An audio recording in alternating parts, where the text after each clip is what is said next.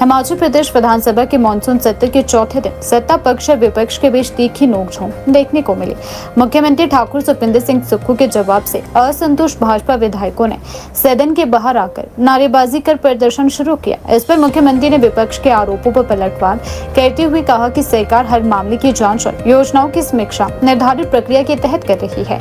मुख्यमंत्री सुक्खू ने मीडिया से बातचीत में कहा कि सरकार पारदर्शिता और जवाबदेही के साथ कार्य कर रही है। संबंधित योजना को वेरीफाई करने की प्रक्रिया विभागीय स्तर पर शुरू भी हो चुकी है। उन्होंने कहा कि विपक्ष की ओर से लगाए गए आरोपों के आधार पर सरकार जल्दबाजी में कोई भी फैसला नहीं ले सकती। किसी भी मामले में तथ्य और विभागीय जांच के आधार पर ही स्थिति स्पष्ट की जाएगी।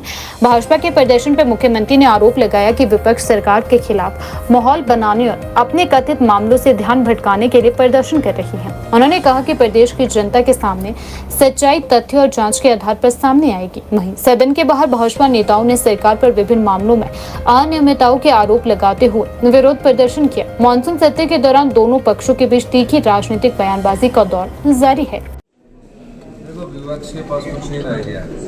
घोटालों को बचाने के लिए और घोटालों को छुपाने के लिए प्रदर्शन कर रहे हैं। निश्चित रूप से आपने सुना होगा आज कि जो प्रदर्शन करने का उनका तरीका है, कुछ एक लोग रह गए।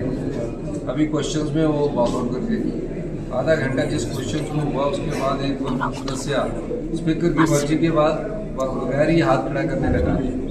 विधानसभा कानून से चलती है, रूल से चलती है, नियम बने हुए लोकतंत्र में। उन नियमों का तो सम्मान करेगा लोग, ये सम्मान करते नहीं।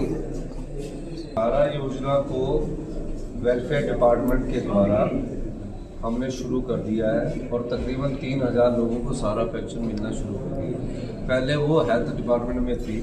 वेलफेयर डिपार्टमेंट से हमने आंगनवाड़ी वालों की ड्यूटी लगाई है कि आंगनवाड़ी की जो कार्यकर्ता है या सहायक कार्यकर्ता है वो उनके परिवार के पास जाए और जिसकी सारा योजना में पेंशन नहीं मिली उस पेंशन योजना को मिले। दूसरा जो हेल्थ की बात करते हैं, आज आपने देखा ना कि जो नोटों से भरे टैची जो है वो बीजेपी के दफ्तर से बीजेपी में है, बीजेपी के दफ्तर से मिले। इस प्रकार के जो कांग्रेस पार्टी ने प्रदर्शन किया भी आपने देखा ना।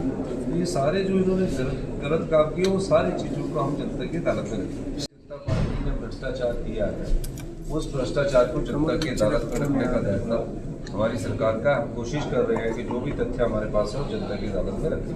अभी बेरोजगारी 130 पर चर्चा है, उस पर हम जवाब देंगे।